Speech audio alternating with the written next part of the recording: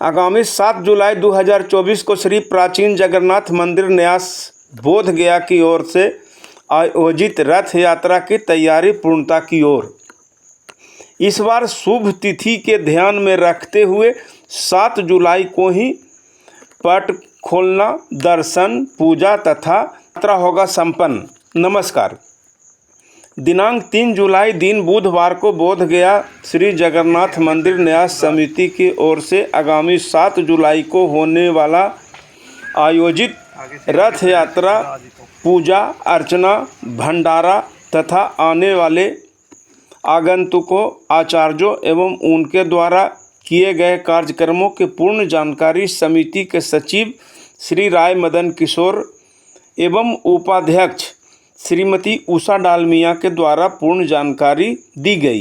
जो भी आए हैं उनका न्यास समिति की ओर से हम स्वागत करते हैं।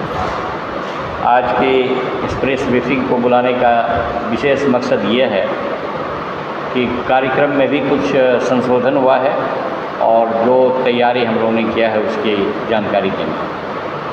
तो पहले तो हम बता देंगे कि एक कार्यक्रम में संशोधन हो गया कि जैसे हर वर्ष एक दिन पहले, मतलब बीच में गैप होता था, तो पट खुल जाता था भगवान का 15 दिन एक पक्ष के बाद। इस बार पक्ष मात्र 13 दिन का ही हुआ, इसलिए हम लोगों ने तो निकाल दिया था 5 तारीख को कि पट खुल जाएगा और भगवान का 56 भोग लगेगा, उसके बाद भंडारा होगा।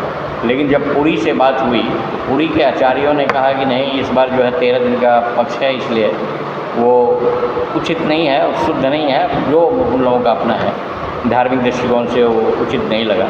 तो वो अब जो है सो 5 तारीख का कार्यक्रम हम लोगों ने स्थगित कर दिया। स्थगित ने वो समाप्ति हो गया।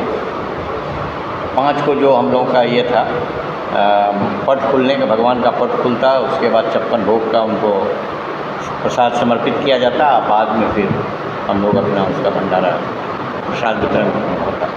तो वो कार्यक्रम अब नहीं। अब 7 तारीख को ही पट खुलेगा और 7 तारीख से को ही सारा कार्यक्रम होगा।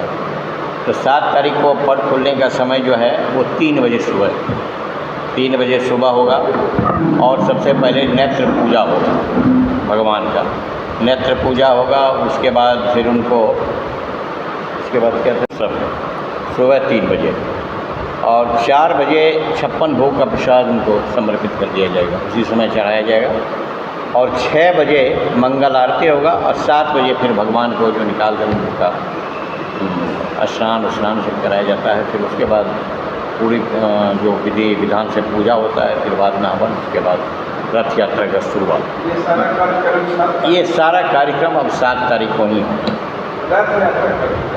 7 तारीख को 7 को ही रथ यात्रा और 7 को ही पट भी खुलेगा। पहले पट बाहर से आचार्य कहाँ से? बाहर से आचार्य सिर्फ पूरी से ही आते हैं, 3-4 आचार्य आते हैं और वही पूरा अनुष्ठान जितना भी है भगवान का वो वही लोग करते हैं कि एक्सपर्टीज उनको हासिल है उसमें, पहले तो विशेषज्ञ हैं उस क्षेत्र के, तो इसलिए उनको बुलाया जाता है हर साल और हर साल आते हैं वहाँ से आचार्य।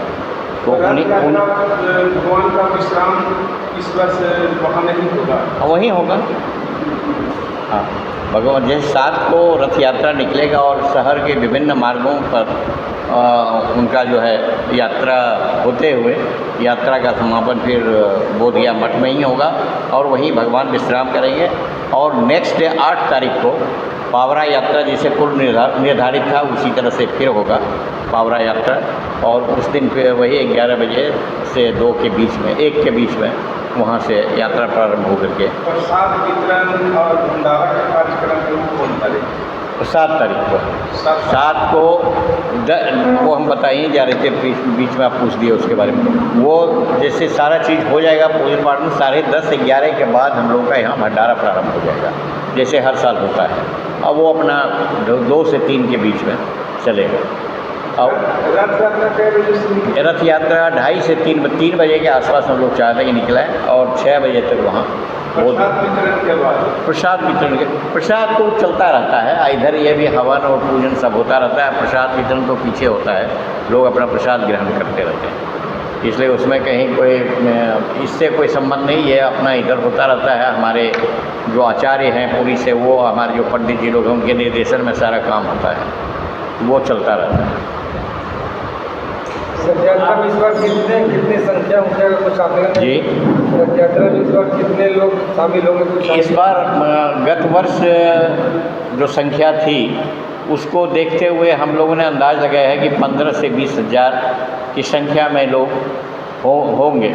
और हम लोगों की एक मीटिंग भी हुई थी, जिलाधिकारी जो अध्यक्ष हैं यहाँ के, उनके अध्यक्षता में एक बैठक भी हुई समाहरणालय में, जिसमें अनुमंडल पदाधिकारी, डीएसपी सारे लोग थे और भी यहाँ के नगर पंचायत के लोग, कुछ एग्जीक्यूटिव मजिस्ट्रेट। तो वो उस दिन सारा ब्रीफ मतलब लॉ एंड ऑर्डर के लिए उनको कर दिया गया कि विधि व्यवस्था जो है इस तरह से हो कि स्टैम्पेड किसी भी कीमत पर ना हो।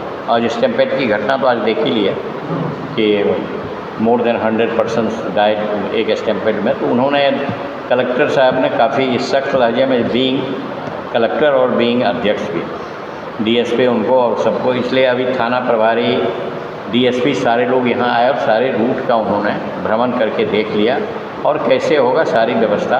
पर्याप्त संख्या में हम लोगों ने पुलिस बल के लिए की प्रतिनियुक्ति के लिए अनुरोध किया है ताकि किसी भी प्रकार का कोई अव्यवस्था ना पहले यात्रा के दरमियान। इसलिए उसमें हम लोग चाह रहे हैं कि किसी तरह से बढ़िया से कार्यक्रम निकल जाए हर वर्ष की भांति।